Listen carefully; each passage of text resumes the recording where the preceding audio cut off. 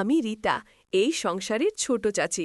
স্বামী কাজের কারণে দূরে থাকে, আর আমার একাকী সময়গুলো কেমন যেন ফাঁকা লাগে। বাড়িতে সবাই ব্যস্ত থাকে, কিন্তু ছোট ভাতিজা অর্ণব আমার আশেপাশেই থাকে। ও খুব শান্ত স্বভাবের, কিন্তু চোখে সবসময় কেমন এক অদ্ভুত মমতা লুকানো থাকে। একদিন সন্ধ্যায় ছাদে কাপড় তুলতে গিয়েছিলাম। অর্ণব হঠাৎ পাশে এসে দাঁড়ালো। চাচি, একা করছেন কেন? আমি সাহায্য করি। আমি হেসে বললাম, তুই থাক, আমি পারব। কিন্তু ও না শুনে আমার হাত থেকে কাপড় নিয়ে গুছিয়ে দিল। সেই মুহূর্তে তার চোখের দৃষ্টি আর হালকা যত্নে যেন মনটা ভরে উঠল। কিছু না বললেও বোঝা যাচ্ছিল আমাদের মধ্যে এক অদৃশ্য সেতুবন্ধন তৈরি হচ্ছে। সন্ধ্যার সেই নীরব মুহূর্তে অর্ণব আর আমি দুজনেই বুঝলাম কিছু অনুভূতি আছে যা কথায় বলা যায় না, শুধু চোখের দৃষ্টি আর নীরব উপস্থিতিতেই প্রকাশ পায়। সন্ধ্যার পর আমি বারান্দায় বসে চুপচাপ চা খাচ্ছিলাম। বাড়ির ভেতর সবাই ব্যস্ত, চারপাশে নিস্তব্ধতা। হঠাৎ অর্ণব এসে পাশে বসল। চাচি, একা বসে আছেন কেন? তার কণ্ঠে এক অদ্ভুত আন্তরিকতা। আমি হেসে বললাম, অভ্যাস হয়ে গেছে অর্ণব, একা থাকতেই বেশি স্বস্তি পাই। ও কিছুক্ষণ চুপ করে থাকল, তারপর আস্তে করে বলল, কিন্তু আপনি একা থাকেন না? আমি তো আছি। এই কথাটাই বুকের ভেতর কেমন যেন একটা নাড়া দিল।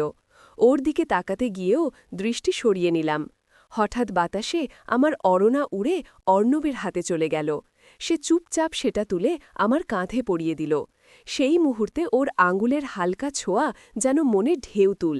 আমরা দুজনেই কিছু বললাম না, শুধু চোখের ভাষায় একে অপরকে বুঝতে থাকলাম। মনে হচ্ছিল এই নীরবতা, এই মুহূর্ত আমাদের সম্পর্ককে আরও অদ্ভুতভাবে গভীর করে তুলছে। পরের দিন দুপুরে সবাই ঘুমিয়ে পড়েছিল। আমি রান্নাঘরে একা কাজ করছিলাম। হঠাৎ পিছনে টের পেলাম অর্ণব দাঁড়িয়ে আছে। আমি অবাক হয়ে বললাম, এই সময় তুমি এখানে কেন? অর্ণব হালকা হেসে বলল, চাচি, আপনাকে একা কষ্ট করতে দেখি ভালো লাগে না, তাই পাশে থাকতে এলাম। আমি কিছু বলতে পারলাম না। ও এগিয়ে এসে থালাবাসন গুছিয়ে দিল। সেই সময়ে চোখে চোখ পড়ে গেল। কিছুক্ষণের জন্য সময় যেন থমকে দাঁড়াল। ওর চোখে এক অদ্ভুত উষ্ণতা ছিল, যেন বলতে চাইছে, আমি আপনার পাশে সব সময় থাকব। আমার মন কেঁপে উঠল। আমি দ্রুত চোখ ফিরিয়ে কাজ করতে লাগলাম, কিন্তু ভেতরে ভেতরে বুঝলাম অর্ণবের সেই নীরব দৃষ্টি আমাকে নাড়া দিয়ে গেল। কথা না বললেও আমাদের মধ্যে যে অদৃশ্য সম্পর্কের সুতো বাঁধা পড়ছে তা আমি স্পষ্ট বুঝতে পারছিলাম। সন্ধ্যার আলো আস্তে আস্তে ঘরকে নরম করে দিচ্ছিল। আমি বারান্দায় বসে কাপড় গাঁছলাম। ফোল্ড করছিলাম। অর্ণব ধীরে ধীরে এসে পাশে বসল। চাচি, আজ কেমন লাগছে? ওর কণ্ঠে ছিল আন্তরিকতা, কিছুটা উদ্বেগও। আমি হেসে বললাম, ভালোই আছি, শুধু একটু ক্লান্ত। ও হাত দিয়ে কাপড়গুলো সামলাতে সাহায্য করল। কোনো শব্দ নেই, শুধু হালকা স্পর্শ, চোখে চোখ লেখে বোঝাপড়া। আমি ধীরে ধীরে বললাম, তুই সত্যিই খুব দায়িত্বশীল। কখনো ভাবিনি এমন ঘনিষ্ঠতা হবে গিয়ে। ও মাথা হালকা নুয়ে হেসে রইল। হাতের হালকা স্পর্শ, নিঃশব্দ উপস্থিতি, সব মিলিয়ে মনে হলো আমাদের মধ্যে একটি নীরব গভীর বন্ধন তৈরি হচ্ছে। বন্ধুরা, কখনো কখনো সবচেয়ে গভীর অনুভূতি হয় নিঃশব্দে। কোনো শব্দের প্রয়োজন নেই, শুধু দৃষ্টি ও স্পর্শই যথেষ্ট। রাত নেমে এসেছে, বাড়ি নিঃশব্দ। আমি রান্নাঘরের পাশে বসে কিছু কাজ করছিলাম। হঠাৎ অর্ণব ধীরে ধীরে এসে পাশে বসল।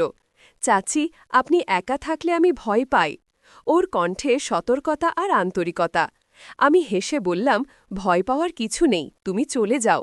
কিন্তু সে না শুনে হাত বাড়িয়ে আমার পাশে বসো। শুধু হালকা স্পর্শ আর চোখে চোখ রেখে বোঝাপড়া, কোনো কথার প্রয়োজন নেই। আমি ভেতরে ভেতরে বুঝলাম এই নীরব উপস্থিতি আমাদের সম্পর্ককে আরও গভীর করছে। হঠাৎ বাতাসে ওড়না উড়ে গেল। অর্ণব চুপচাপ সেটা ধরে আমার কাঁধে ঠিক করে দিল। আমার হৃদয় অদ্ভুতভাবে নরম হয়ে গেল। ওর চোখে ছিল এমন আন্তরিকতা যা কোনো শব্দে বলা যায় না। এই মুহূর্তে আমরা দুজন চুপচাপ থাকলাম। শুধু হাতের স্পর্শ, দৃষ্টি এবং নিঃশব্দ বোঝাপড়া, এই সবই বলছে আমাদের বন্ধন ধীরে ধীরে ঘনিষ্ঠ হয়ে উঠছে। রাত গভীর, বাড়ি নিঃশব্দ। আমি বারান্দায় চা নিয়ে বসেছি। অর্ণব ধীরে ধীরে পাশে এসে বসো। চাচি, আপনি খুব ক্লান্ত দেখাচ্ছেন, একটু বিশ্রাম নেন। তার কণ্ঠে ছিল সতর্কতা ও আন্তরিকতা। আমি হেসে বললাম, ভালোই আছি অর্ণব, তুই চলে যা। কিন্তু সে চুপচাপ এগিয়ে এসে আমার পাশে বসো। শুধু হাতের হালকা স্পর্শ এবং চোখে চোখ রেখে বোঝাপড়া, কোনো শব্দের প্রয়োজন নেই। আমি মনে মনে বুঝলাম, এই নিঃশব্দ মুহূর্তে আমাদের মধ্যে যে ঘনিষ্ঠতা ও বিশ্বাসের সেতু তৈরি হচ্ছে, তা কোনো কথাই বলা যায় না। আমি ফিসফিস করে বললাম, এই নির্বতাদা অনেক বড় কথা বলে খিও। হেসে বলল, চাচি, আপনার পাশে থাকা কিছু না বললেও সব বোঝা। এটি আমার জীবনের সবচেয়ে মূল্যবান মুহূর্ত। গোরা চুপচাপ চা খেতে থাকলাম। শুধু স্পর্শ, দৃষ্টি এবং অনুভূতির মিলন সবই আমাদের সম্পর্ককে আরও গভীর করে তুলল। রাত নেমে এসেছে, বাড়ি নিঃশব্দ।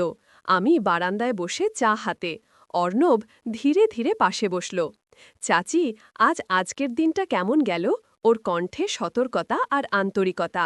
আমি হেসে বললাম, ভালোই গেল অর্ণব, শুধু একটু ক্লান্ত গিয়ে ও চুপচাপ আমার পাশে বসে কোনো কথার প্রয়োজন নেই, শুধু হালকা স্পর্শ ও চোখে চোখ রেখে বোঝাপড়া। মনে হল এই নীরবতা আমাদের সম্পর্ককে আরও গভীর করে তুলছে। হঠাৎ বাতাসে ওড়না উড়ে গেল। অর্ণব সেটি ধরল এবং সাবধানে কাঁধে ঠিক করে দিল। আমার মনটা অদ্ভুতভাবে নরম হয়ে গেল। ওর চোখে ছিল এক গভীর আন্তরিকতা, যা বলছিল, আমি সব সময় আপনার পাশে আছি। আমরা চুপচাপ চা খেতে থাকলাম। শুধু হাতের স্পর্শ, নিঃশব্দ দৃষ্টি এবং অন্তরের অনুভূতি সব মিলিয়ে আমাদের বন্ধন আরও গভীর হয়ে উঠল। বন্ধুরা, কখনো কখনো সবচেয়ে ঘনিষ্ঠ ভালোবাসা হয় নিঃশব্দে। শুধু অনুভূতি, স্পর্শ ও বিশ্বাস দিয়েই বোঝা যায়। রাত গভীর। আমি বারান্দায় চা হাতে নিয়ে বসে আছি। অর্ণব ধীরে ধীরে কাছে এসে বসল। চাচি, আপনার পাশে থাকা কিছু না বললেও সব বোঝা যায়। ওর কণ্ঠে সতর্কতা আর আন্তরিকতা। আমি চুপচাপ তাকালাম ওর চোখে। ছিল এক অদ্ভুত উষ্ণতা এবং আন্তরিকতা, যা কোনো কথায় প্রকাশ করা যায় না। হঠাৎ সে হাতের ওপর আস্তে হাত রাখুল, শুধু স্পর্শ, কোনো শব্দ নেই, কিন্তু সেই স্পর্শই আমাদের সম্পর্কের গভীরতা, বিশ্বাস ও নিঃশব্দ ভালোবাসা প্রকাশ করল। আমি ফিসফিস করে বললাম, এই মুহূর্ত আমি কখনো ভুলব না।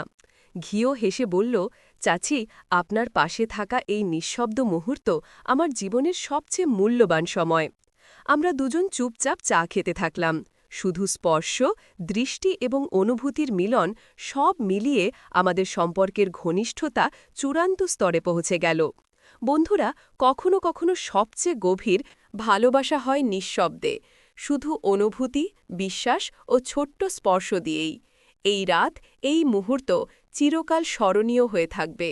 তো বন্ধুরা, ভিডিওটি ভালো লাগলে কমেন্টে জানাবেন।